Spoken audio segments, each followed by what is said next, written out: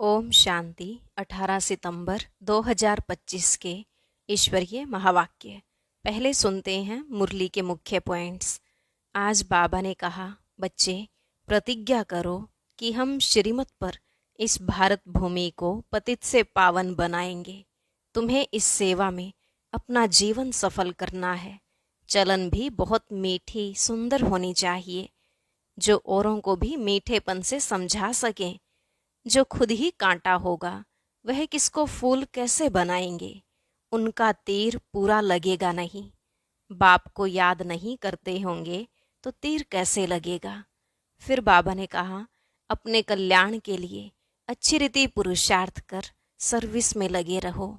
बाप भी सर्विस पर है ना, तुम बच्चे भी दिन रात सर्विस करते रहो। ये विकार बड़ा दुश्मन है। इन पर जीत पाने से ही जगत जीत अर्थात राजा रानी बनेंगे। लास्ट में बाबा ने कहा, मेल फीमेल दोनों को ही पवित्रता की प्रतिज्ञा करनी है। कुछ भी हो जाए गिरना नहीं है। गिरे तो खाना खराब, जोर से चमाट लग जाएगी, हड्डी हड्डी टूट जाती है। अब सुनते हैं महावाक्यों को विस्तार से। बाबा ने कहा, मीठे बच्चे, जब तुम फूल बनेंगे तब यह भारत कांटों के जंगल से संपूर्ण फूलों का बगीचा बनेगा। बाबा आया है तुम्हें फूल बनाने। प्रश्न, मंदिर लायक बनने के लिए किन बातों पर विशेष ध्यान देना है। उत्तर, मंदिर लायक बनना है तो चलन पर विशेष ध्यान दो। चलन बहुत मीठी और रॉयल होनी चाहिए। इतना मीठापन हो जो दूसरों को उसकी महसूसता आए। अनेकों को बाप का परिचय दो। अपना कल्याण करने के लिए अच्छी रीति पुरुषार्थ कर सर्विस पर लगे रहो। गीत, बदल जाए दुनिया न बदलेंगे हम। ओम शांति। रूहानी बच्चे जानते हैं कि बाप ब्रह्मा द्वारा समझा रहे हैं। ब्रह्मा के रथ द्वारा ही समझाते रहते हैं। हम यह प्रतिज्ञा करते हैं कि श्रीमत पर हम इस भारत की भूमि को पतित से पावन बनाएंगे। भारत खास और दुनिया आम, सबको हम पतित से पावन बनने का रास्ता बताते हैं। इतने ख्यालात हर एक को अपनी बुद्धि में रखना है। बाप कहते हैं, ड्रामानुसार जब तुम फूल बन जाएंगे और जब समय आएगा तो संपूर्ण बगीचा बन जाएगा। बागवान भी निराकार को कहा जाता है, माली भी निराकार को कहा जाता है, साकार को नहीं। माली भी आत्मा है, न कि शरीर। बागवान भी आत्मा है। बाप समझाएंगे तो जरूर शरीर द्वारा ना, शरीर के साथ ही उनको माली बागवान कहा जाता है, जो इस विश्व को फूलों का बगीचा बनाते हैं। बगीचा था जहाँ यह देवताएं रहते थे, वहाँ कोई दुख नहीं था। यहाँ इस कांटों के जंगल में तो दुख है। रावण का राज्य है, कांटों का जंगल है। फट से कोई फूल नहीं बनते। देवताओं के आगे जाकर गाते भी हैं कि हम जन्म जन्मांतर के पापी हैं, अजामिल हैं। ऐसी प्रार्थना करते हैं, अब आकर हमको पुण्य आत्मा बनाओ। समझते हैं अभी हम पाप आत्मा हैं, कोई समय पुण्य आत्मा थे। अभी इस दुनिया में पुण्य आत्माओं के सिर्फ चित्र हैं, राजधानी के हेड्स के चित्र हैं, और उन्हों को ऐसा बनाने वाला निराकार है शिव, उनका चित्र है बस, और कोई चित्र है नहीं। इसमें भी शिव का तो बड़ा लिंग बना देते हैं। कहते भी हैं कि आत्मा स्टार मिसल है, तो जरूर बाप भी ऐसा होगा ना, परंतु उनकी पूरी पहचान नहीं है। इन लक्ष्मी नारायण का विश्व में राज्य था। इनके लिए कहाँ भी कोई ग्लानि की बात नहीं लिखते। बाकी श्री कृष्ण को कब द्वापर में कब कहाँ ले जाते। लक्ष्मी नारायण के लिए सब कहेंगे स्वर्ग के मालिक थे। यह है तुम्हारी एम ऑब्जेक्ट। राधे कृष्ण कौन है? मनुष्य बेचारे एकदम मूंझे हुए हैं, कुछ नहीं समझते। जो बाप द्वारा समझते हैं वह समझाने लायक भी बनते हैं, नहीं तो लायक बन नहीं सकते। दैवी गुण धारण कर नहीं सकते। भल कितना भी समझाओ, परंतु ड्रामानुसार ऐसा होना ही है। तुम अभी खुद समझते हो। हम सब बच्चे बाप की श्रीमत पर भारत की रूहानी सर्विस करते हैं, अपने ही तन मन धन से प्रदर्शनी अथवा म्यूजियम आदि में पूछते हैं, तुम भारत की क्या सेवा करते हो? तुम जानते हो हम भारत की बहुत अच्छी सर्विस करते हैं, जंगल से बगीचा बना रहे हैं, सतयुग है गार्डन, यह है कांटों का जंगल, एक दो को दुख देते रहते हैं, यह तुम अच्छी रीति समझा सकते हो। लक्ष्मी नारायण का चित्र भी बहुत अच्छा बनाना चाहिए। मंदिरों में बहुत खूबसूरत चित्र बनाते हैं, कहाँ गोरा कहाँ सावरा चित्र बनाते, उनका क्या राज है यह भी समझते नहीं। तुम बच्चों को अभी यह सारा ज्ञान है। बाप कहते हैं, मैं आकर सबको मंदिर लायक बनाता हूँ, परंतु सब मंदिर लायक नहीं बनते हैं। प्रजा को तो मंदिर लायक नहीं कहेंगे ना। प्रजा उन्हों की होगी जो पुरुषार्थ कर बहुत सर्विस करते हैं। तुम बच्चों को रूहानी सोशल सर्विस भी करनी है। इस सेवा में अपना जीवन सफल करना है। चलन भी बहुत मीठी सुंदर होनी चाहिए, जो औरों को भी मीठेपन से समझा सकें। खुद ही कांटा होगा तो किसको फूल कैसे बनाएंगे? उनका तीर पूरा लगेगा नहीं। बाप को याद नहीं करते होंगे तो तीर कैसे लगेगा? अपने कल्याण के लिए अच्छी रीति पुरुषार्थ कर सर्विस में लगे रहो। बाप भी सर्विस पर है ना, तुम बच्चे भी दिन रात सर्विस पर रहो। दूसरी बात समझाते हैं, शिव जयंती पर बहुत बच्चे तारे भेज देते हैं, उनमें भी ऐसी लिखत लिखनी चाहिए जो वह तारे किसको भी दिखाएं तो समझ जाएं। आगे के लिए क्या करना है उसका पुरुषार्थ किया जाता है। सेमिनार भी इसलिए करते हैं कि क्या क्या सर्विस करें जो बहुतों को बाप का परिचय मिले। तारें ढेर रखी हैं, इनसे बहुत काम ले सकते हो। एड्रेस डालते हैं, शिव बाबा केयर ऑफ ब्रह्मा। प्रजापिता ब्रह्मा भी है, वह रूहानी पिता, वह जिस्मानी, उनसे जिस्मानी रचना रची जाती है। बाप है मनुष्य सृष्टि का रचता। कैसे रचना रचते हैं यह दुनिया भर में कोई नहीं जानते। बाप ब्रह्मा द्वारा अब नई रचना रच रहे हैं। ब्राह्मण हैं चोटी, पहले पहले ब्राह्मण जरूर चाहिए। विराट रूप की है यह चोटी। ब्राह्मण देवता क्षत्रिय वैश्य शूद्र, पहले शूद्र तो नहीं हो सकते। बाप ब्रह्मा द्वारा ब्राह्मण रचते हैं, शूद्र कैसे और किस द्वारा रचेंगे? तुम बच्चे जानते हो कैसे नई रचना रचते हैं। यह एडॉप्शन है बाप की। कल्प कल्प बाप आकर शूद्र से ब्राह्मण बनाते हैं, फिर ब्राह्मण से देवता बनाते हैं। ब्राह्मणों की सर्विस बहुत ऊंची है। वह ब्राह्मण लोग खुद ही पवित्र नहीं हैं तो दूसरे को पवित्र कैसे बनाएंगे? कोई भी ब्राह्मण सन्यासी को कभी राखी नहीं बांधेंगे। वह कहेंगे हम तो हैं ही पवित्र, तुम अपना मुंह देखो। तुम बच्चे भी कोई से राखी नहीं बंधवा सकते। दुनिया में तो सब एक दो को बांधते हैं, बहन भाई को बांधती है। यह रिवाज अभी निकला है। अभी तुम शूद्र से ब्राह्मण बनने के लिए पुरुषार्थ करते हो। समझाना पड़ता है। मेल फीमेल दोनों पवित्रता की प्रतिज्ञा करते हैं। दोनों बता सकते हैं कि हम कैसे बाप की श्रीमत से पवित्र रहते हैं। अंत तक इस काम विकार पर जीत रहे तो पवित्र जगत का मालिक बनेंगे। पवित्र दुनिया सतयुग को कहा जाता है। सब स्थापन हो रही है, तुम सब पवित्र हो। विकार में गिरने वाले को राखी बांध सकते हो। प्रतिज्ञा कर और फिर पतित बने तो कहेंगे तुम राखी बंधवाने आए थे, फिर क्या हुआ? कहेंगे माया से हार खा ली। यह है युद्ध का मैदान। विकार बड़ा दुश्मन है। इन पर जीत पाने से ही जगत जीत अर्थात राजा रानी बनना है। प्रजा को जगत जीत नहीं कहेंगे। मेहनत तो राजा रानी करते हैं ना। कहते भी हैं हम तो लक्ष्मी नारायण बनेंगे। लक्ष्मी नारायण के बाद उनके तख्त पर जीत उनके बच्चे की होती है। वह लक्ष्मी नारायण फिर दूसरे जन्म में नीचे चले जाएंगे। भिन्न नाम रूप से बच्चे को गद्दी मिलती है तो ऊंच नंबर गिना जाएगा। पुनर्जन्म तो लेते हैं ना। बच्चा तख्त पर बैठेगा तो वह सेकंड ग्रेड हो जाएगा।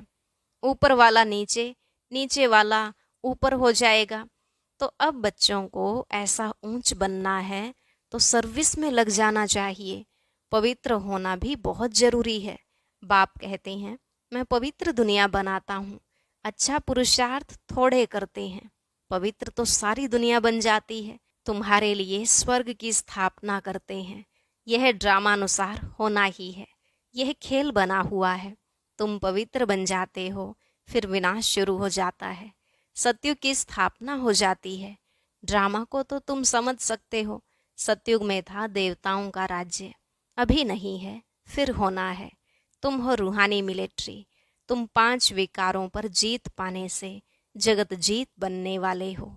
जन्म जन्मांतर के पाप कटने लिए बाबा युक्तियां बताते हैं। बाप एक ही बार आकर युक्ति बताते हैं, जब तक राजधानी स्थापन न हो जाए तब तक विनाश नहीं होगा।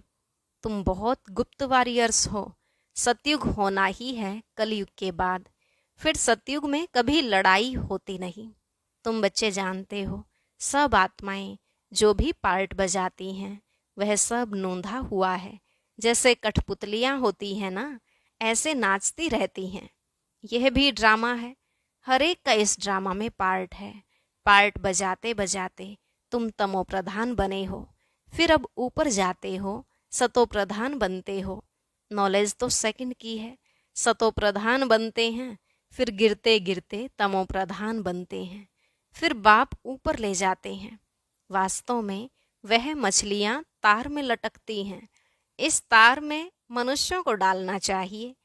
ऐसे उतरती कला तो फिर चढ़ती कला होती है। तुम भी ऐसे चढ़ते हो, फिर उतरते उतरते नीचे आ जाते हो। 5000 वर्ष लगते हैं ऊपर जाकर फिर उतरने में। यह 84 का चक्र तुम्हारी बुद्धि में है। उतरती कला और चढ़ती कला का राज बाप ने ही समझाया है।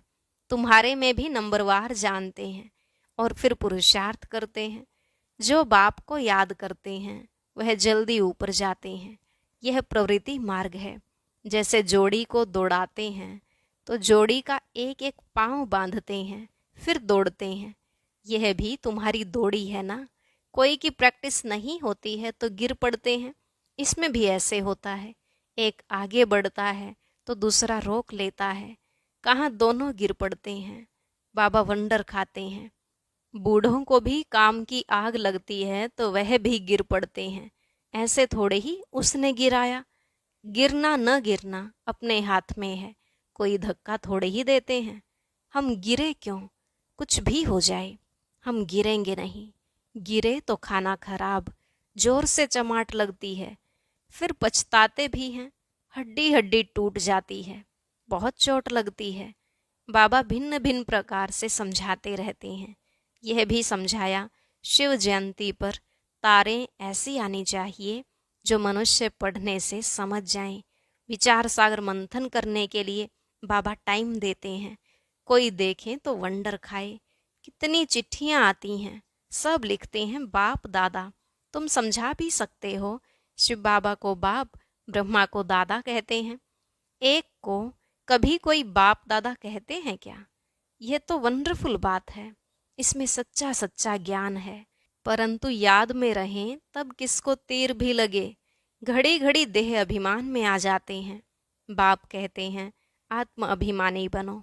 आत्मा ही शरीर धारण कर पार्ट बजाती है। कोई मरता है तो भी कोई ख्याल नहीं। आत्मा में जो पार्ट की नोंद है उसको हम साक्षी हो देखते हैं। उनको एक शरीर छोड़ दूसरा ले पार्ट बजाना है, इसमें हम कर ही क्या सकते हैं। यह ज्ञान भी तुम्हारी बुद्धि में है, वह भी नंबरवार। कईयों की बुद्धि में तो ठहरता ही नहीं, इसलिए किसको समझा नहीं सकते। आत्मा बिल्कुल ही गर्म तवा, तमो प्रधान पतित है। उस पर ज्ञान अमृत डाला जाता है तो ठहरता नहीं। जिसने बहुत भक्ति की है उनको ही तीर लगेगा, झट धारणा होगी। हिसाब ही वंडरफुल है। पहले नंबर में पावन, वही फिर पतित बनते हैं। यह भी कितनी समझने की बातें होती हैं। कोई की तकदीर में नहीं है तो पढ़ाई को छोड़ देते हैं।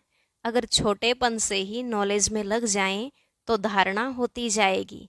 समझेंगे इसने बहुत भक्ति की हुई है, बहुत होशियार हो जाए। क्योंकि ऑर्गन्स बड़े होने से फिर समझ भी जास्ती आती है। जिस्मानी रूहानी दोनों तरफ अटेंशन देने से फिर वह असर निकल जाता है। यह है ईश्वरीय पढ़ाई। फर्क है ना? परंतु जब वह लगन भी लगे ना। अच्छा, मीठे मीठे सिकिलधे बच्चों प्रति माता पिता बाप दादा का याद प्यार और गुड मॉर्निंग।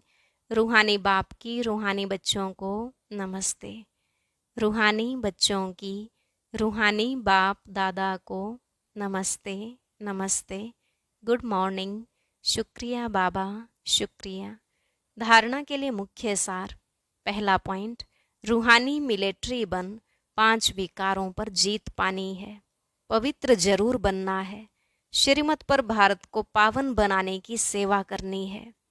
दूसरा, इस बेहद नाटक में हर पार्ट आत्म अभिमानी होकर बजाना है।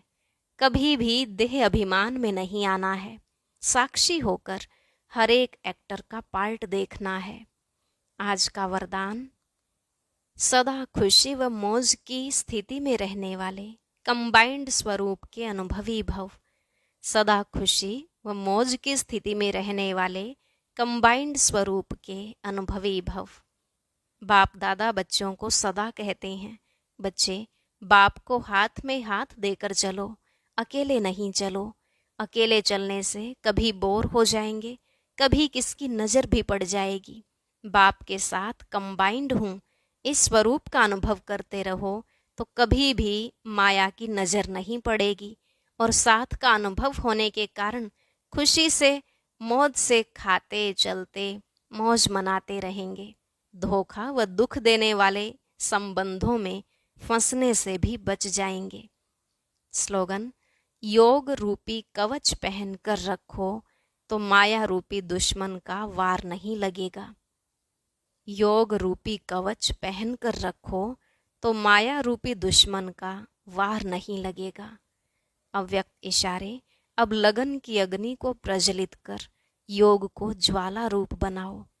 जैसे दुखी आत्माओं के मन में यह आवाज शुरू होता है कि अब विनाश हो, वैसे ही आप विश्व कल्याणकारी आत्माओं के मन में यह संकल्प उत्पन्न हो कि अब जल्दी ही सर्व का कल्याण हो, तभी समाप्ति होगी। विनाशकारियों को कल्याणकारी आत्माओं के संकल्प का इशारा चाहिए। इसलिए अपने एवर रेडी बनने के पावरफुल संकल्प से ज्वाला रूप योग द्वारा विनाश ज्वाला को तेज करो। ओम शांति। आज हम साकार बाबा के ऐसे 2 विशेष अनुभव सुनेंगे जो शायद ही आपने पहले सुने हो। उसके लिए ऊपर दिए गए बॉक्स पर क्लिक करें।